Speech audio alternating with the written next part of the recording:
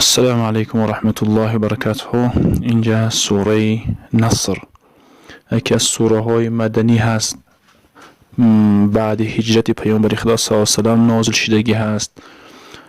در اینجا چندین فایده های ذکر میشد ان شاء الله، اما بعد بیان میکنیم ان شاء الله. اعوذ بالله من الشیطان الرجیم، بسم الله الرحمن الرحیم. إذا جاء نصر الله والفتح ورأيت الناس يدخلون في دين الله أفواجا فسبح بحمد ربك واستغفره إنه كان توابا. إذا جاء فعل ماضی هست.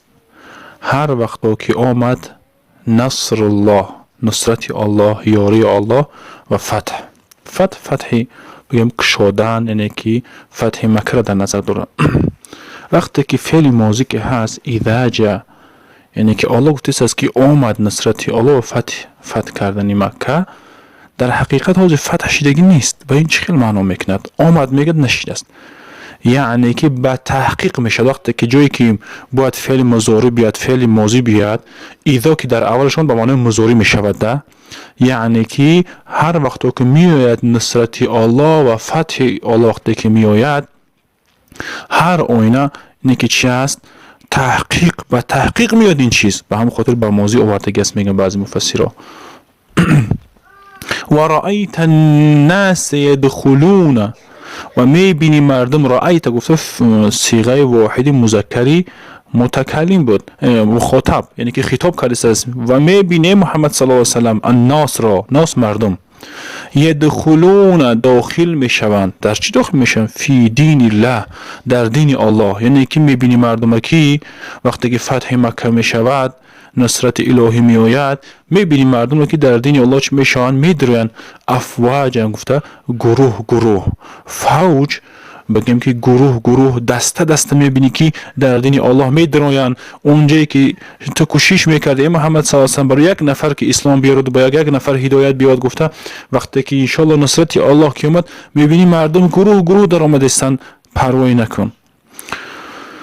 فسبح بحمد ربک، پس با پاکیات کن، تسبیح بو پاکیات کن، یاد کن الله را. بحمد گفته بحمد، یعنی که با پاکیات کن پروردگار، بحمد هم باشد. بحمد رب گفته بحمد پروردگارت. اینجا چخیلی که جلال الدین سیوطی رحمه الله فرماید که یعنی که با پاکیات پروردگار که بگیم آمیخته با حمد باشد، یعنی که با حمد اون وقتی که یاد میکنی، وقتی که با پاکی الله که یاد کردی، حمد هم باشد قطعیش. و استغفره، و استغفار کن، توبه طلب کن، آمرزش طلب کن از الله پاک. انه کان توابا، این نه بیشک میشه، هو اون الله، بیشک همون الله، کان توابا هست توبه پذیر، بسیار توبه قبول کن است. یکی از صفاتهای الله پاک همین است که توبه را قبول کردن و بسیار توبه پذیر است. ابن عباس میگه یکی از روزها حضرت عمر من نزد صحابه در صحابه بدر کبار کلان صحابه بودن. وقتی که من دیدن میگه یک نفر خورد، یک بچه یاش کمی ناراحت شدن و حضرت عمر پرسید از صحابه که شما چی میگین در همین نازل شدن سوره نصر، اذا جاء نصر الله والفتح چی معنی دارد؟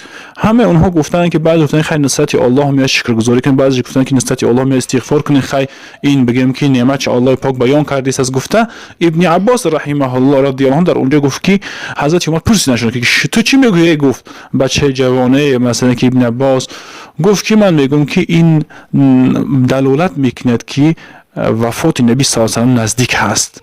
حضرت عمر هم گفتن که من همین چیز میفهم و همین چیز معنا دارد. گفته یعنی که این وقتی که سوره نصر نازل شد دلالت بود که وفات نبی صلی الله علیه و سلم نزدیک هست، یعنی که وظیفه خودت را ای نبی صلی الله علیه و سلم تو پره رساندی و ادا کردی، اکه روح تو قبض می شود. گفته الله پاک به همین معنا دلالتش کرده، از یک دلالتی همین شأن نزولش، سبب نزولش همین است میگن. والله اعلم.